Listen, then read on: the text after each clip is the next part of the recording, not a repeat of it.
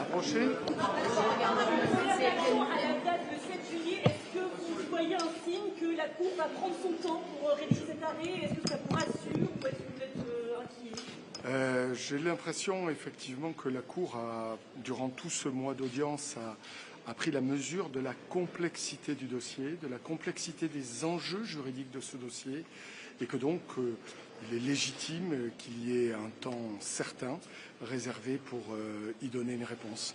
Vous attendiez une réponse quand même plus rapide? Vous savez, on n'a pas d'exigence comme avocat sur les exigences de temps. La Cour prendra le temps qui lui est nécessaire. Je constate simplement que devant cette juridiction, nous avons pu développer avec beaucoup de sérénité, avec beaucoup d'écoute, un certain nombre de problèmes qui sont des problèmes de droit et qui devront être tranchés. Vous êtes le premier au 16e jour à avoir mentionné l'élection présidentielle. Vous avez mis un peu la pression sur la présidente de la Cour avec cette décision qui sera la dernière pour votre cliente? Non, mais j'ai rappelé pourquoi ma cliente avait dit que ce serait la dernière décision, parce qu'il est totalement irréaliste, comme j'ai pu l'entendre, de penser que parce qu'il y aurait un arrêt de la Cour de cassation selon le résultat de la Cour d'appel en janvier, l'élection présidentielle serait sauvée pour ma cliente. Ça n'a aucun sens. Une élection présidentielle, c'est 1 an de campagne et il faut, me semble-t-il, être déjà très au fait de qui pourra être candidat.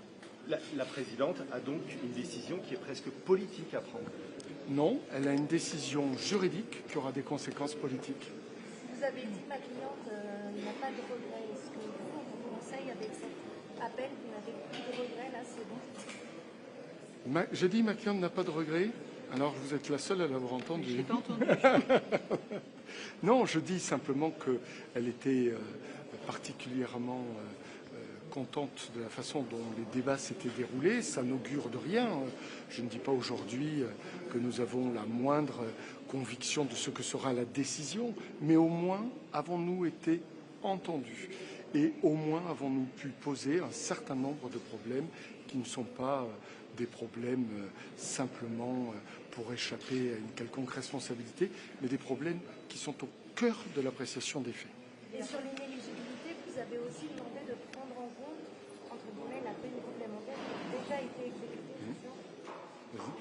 Mais tout à fait, c'est cette peine complémentaire. Aujourd'hui, on se devait, et mon confrère Rodolphe Bossu se devait de l'évoquer, et ce qui a été effectivement proposé, c'est une peine mixte s'agissant de cette peine complémentaire, à savoir que la partie qui a été effectuée, parce qu'on l'a rappelé, Marine Le Pen a perdu un mandat depuis le premier jugement, et nous estimons que s'il devait y avoir une décision et ce type de peine complémentaire, le fait qu'elle puisse couvrir ce qu'elle avait déjà fait était une peine qui pouvait s'entendre. Quelle première réaction de Marine Le Pen? Quel premier mot à la fin de l'audience? Nous ne pourrons pas de déclaration en lieu et place de Marine Le Pen. Elle était simplement très contente de la défense de ses 2 avocats. Et pour nous, c'est une immense, immense joie et soulagement. Merci à vous. Merci.